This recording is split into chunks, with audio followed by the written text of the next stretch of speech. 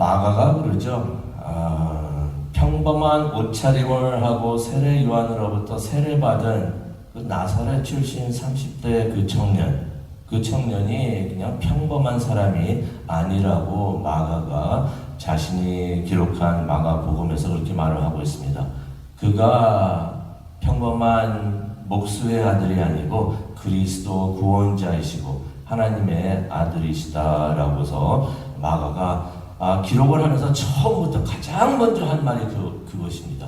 그는 하나님의 아들이시오 그리스도이십니다.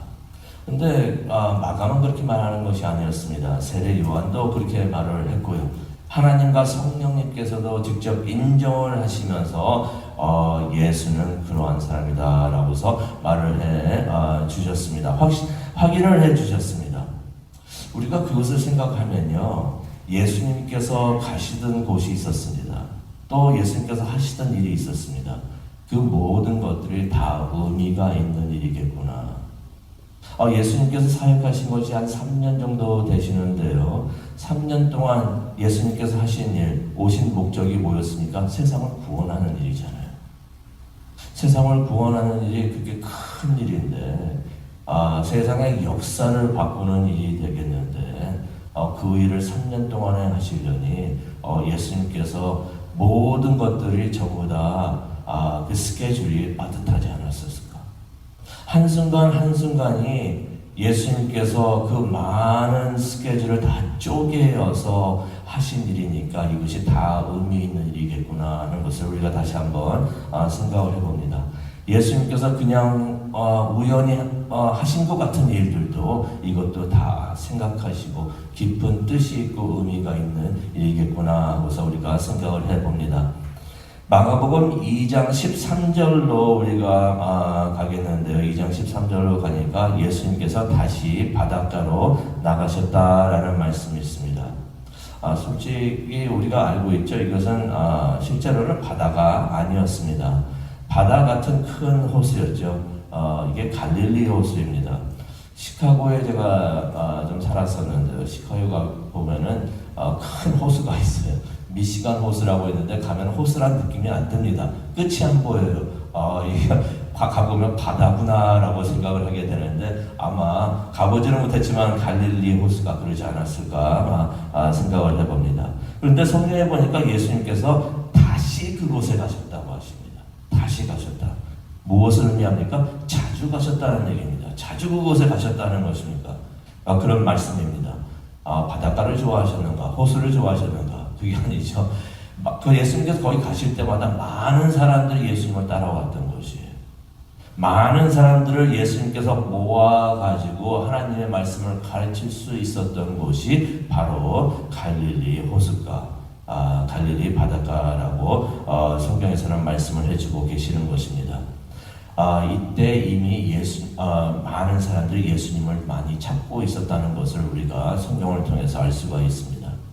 그런데 예수님께서 하루는 강의를 마치시고 지나가시다가 한 청년을 만나십니다. 그 14절에 나와 있습니다.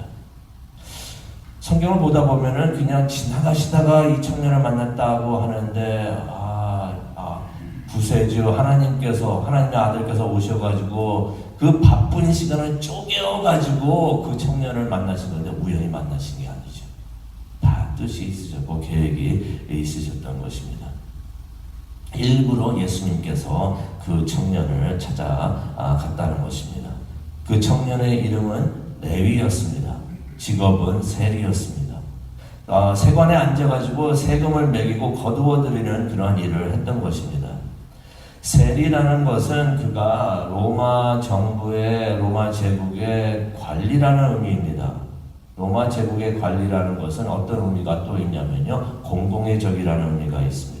당시에는 아시다시피 이스라엘이 로마 제국의 식민지였습니다. 그래서 유대인들이 로마 정부에서 일하는 사람들을 증오했는데요. 특히 유대인들이었는데 로마 정부, 로마 제국의 관리로 일하고 있는 사람들을 많이 싫어했었습니다.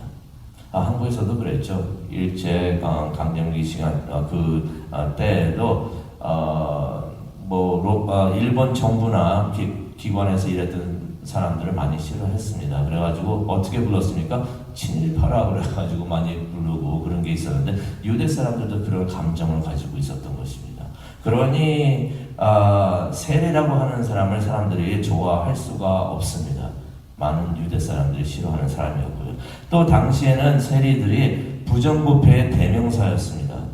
그런데 레위라는 그 청년이 실제로 부정부패를 했는지 부정축제를 했는지 그거는 알 수가 없습니다. 그런데 우리가 16절을 보게 되면 사람들이 세리들을 다 죄인이라고 하면서 레위까지도 포함해서 죄인이라고 말을 합니다. 그것을 보면은 레위도 그렇게 깨끗한 삶을 살지는 않았겠구나 하는 것을 우리가 짐작을 할 수가 있는데요. 14절을 보니까 예수님께서 그 청년 레위를 찾아가서 그 세관에 가서 일하고 있는 레위를 가만히 바라보십니다. 다 가만히 쳐다보시더니 거두절미하고 너는 나를 따라오느라 한마디를 딱 하십니다. 그랬더니 이 레위가 14절에 나오죠. 그 자리에서 벌떡 일어나가지고 예수님을 따랐다라는 말씀이 나옵니다. 레위가 지금 브레이크 타임이 돼가지고 누가 찾아왔으니까 잠시 나가가지고 누군가 보려고 그렇게 따라 나섰다는 말이 아닙니다. 이 똑같은 말씀이 누가복음 5장 28절에도 나오는데요. 거기서 좀 더 자세하게 나옵니다. 레위가 그 길로 세리 직장을 그만두고서 따라 나섰다는 것입니다. 예수님의 제자들이요, 어떻게 보면은 교육 받은 거나 출신 그런 걸 보게 되면 별볼 없는 사람들이에요. 특별한 사람들이 아닙니다. 그냥 평범한 서민들입니다. 그런데 그분들의 특징이 하나 있습니다. 결단력이 있습니다. 결단력이 있습니다. 예수님께서 부르실 때 주저하지 않고 그 자리에서 모든 것을 버리고 따라 나섰던 사람들이 예수님의 제자인 것이. 나를 따라오너라 했더니 보트를 버리고 네트를 버리고 직장을 버리고 그 자리에서 따라서 나갔다는 것입니다. 예수님의 제자가 되려면 이것이 필요한 것이구나. 학위가 필요한 것도 아니고 출신이 필요한 것도 아니고 이게 필요한 것이구나, 결단력이 필요한 것이구나 하는 것을 우리가 다시 한번 깨닫게 됩니다. 헌신하겠다고 결단하고 그것을 행동에 옮길 때 우리가 예수 그리스도의 제자가 될 수가 있겠구나 하는 것을 우리가 깨닫게 됩니다. 헌신하는 우리가 모두가 되기를 원합니다. 결단하고 하나님을 따라가고 하나님께서 마음 주실 때 그것을 따라가서 행동하는 우리 모두가 되기를 간절히 축원합니다. 그런데 예수님께서 그때 레위 집에서 식사를 하고 계셨습니다. 그때 이제 레위가 친구들도 부르죠. 친구들도 불러서 함께 식사를 합니다. 그 친구들이 전부 다 세리였습니다. 그렇죠.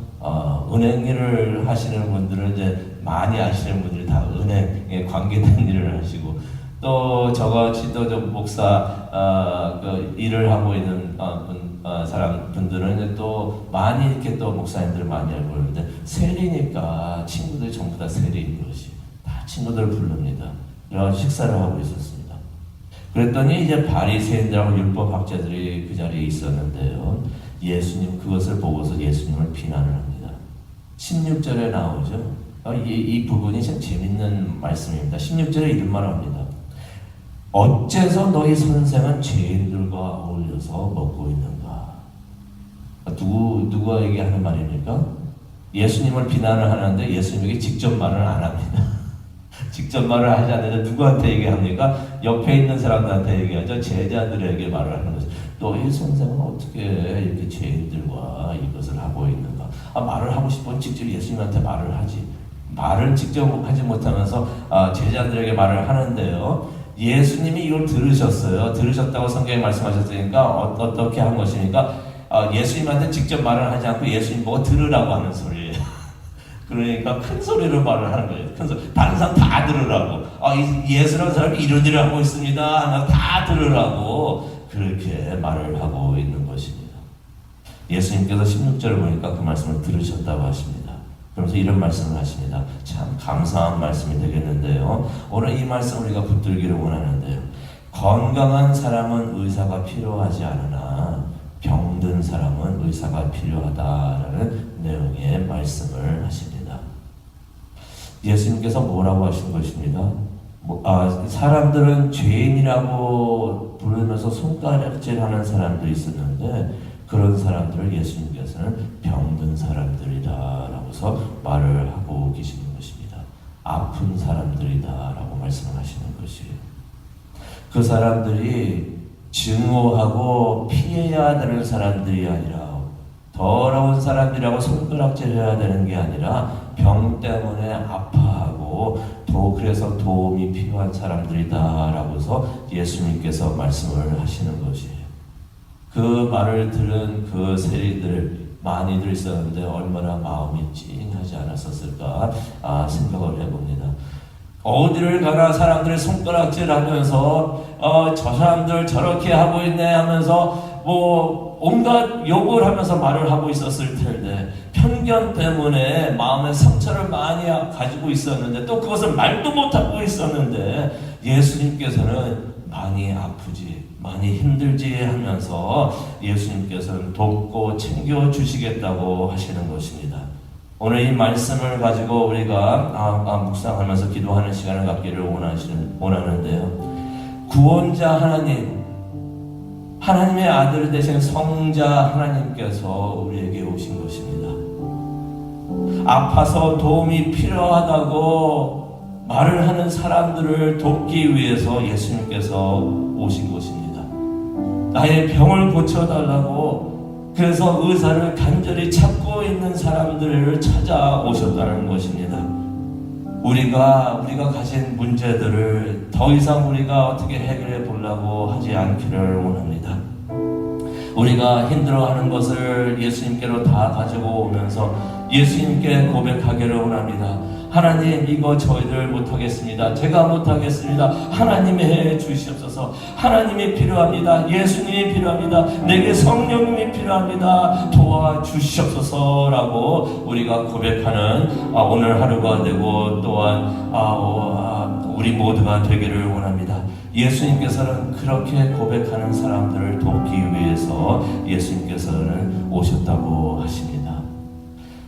그 전에 제가 어떤 아는 집사님이 계셨는데요. 몇십 년 동안을 의사를 찾지를 않으셨어요. 그러니 의사를 만난 적이 없어요. 왜 의사를 안 가보십니까? 그랬더니 그런 말을 하시더라고요. 나는 건강해요. 건강하니까 의사 볼 필요가 없습니다. 라고 말을 합니다. 내가 영적으로 또 모든 면에서 아픈 것이 없고 문제가 없다고 생각하면 예수님을 찾지를 않아요. 예수님 필요가 없다고 생각합니다. 내가 부족합니다. 나에게 문제가 있습니다. 이런 문제가 있다. 이거 나 못합니다. 하나님이 해주셔야 됩니다. 라고서 우리가 인정할 때 하나님을 찾게 되는 줄로 믿습니다. 내가 병든 사람이다. 내가 아픈 사람이다. 하나님이 필요합니다. 라고서 고백할 수 있는 우리 모두가 되기를 원합니다. 우리의 모든 것을 다 하나님한테 내놓고 하나님이 필요합니다. 하나님을 도와주셔야 됩니다. 라고 고백하는 God help me 라고서 간절히 기도할 수 있는 우리 모두가 되기를 원합니다. 그러한 시원성길교회 모든 성도님들이 되시기를 원합니다. 그러면 하나님이 우리를 찾아와 주실 줄로 믿습니다. 그런 은혜가 있기를 간절히 축원합니다. 기도하시겠습니다. 사랑과 은혜가 충만하신 하나님 아버지 감사합니다. 오늘 말씀을 통하여 다시 한번 우리를 깨어나게 해주신 정말로 감사합니다. 하나님, 우리가 가진 문제들, 우리의 죄들 하나님 고백합니다. 우리가 아프고 우리가 병들었고 우리가 죄인입니다. 죄인들을 오라고 말씀하실 때 저희들이 하나님을 찾기를 원합니다. 예수님을 찾기를 원합니다. 예수님 도와주시옵소서 라고 외치면서 예수님을 찾는 우리 모두가 되게 하여 주시옵소서. 그렇게 우리가 예수님을 찾을 때 예수님께서 우리를 찾아오시는 줄로 믿습니다. 레위로 찾아오신 것처럼 아버지와 세리들을 찾아오신 것처럼 우리를 찾아와 주시옵소서. 아버지, 그것을 위해서 기도하기를 원합니다. 성령님께서 함께하여 주시고 우리의 기도를 인도하여 주시옵소서. 이 모든 말씀 예수님의 이름으로 기도합니다.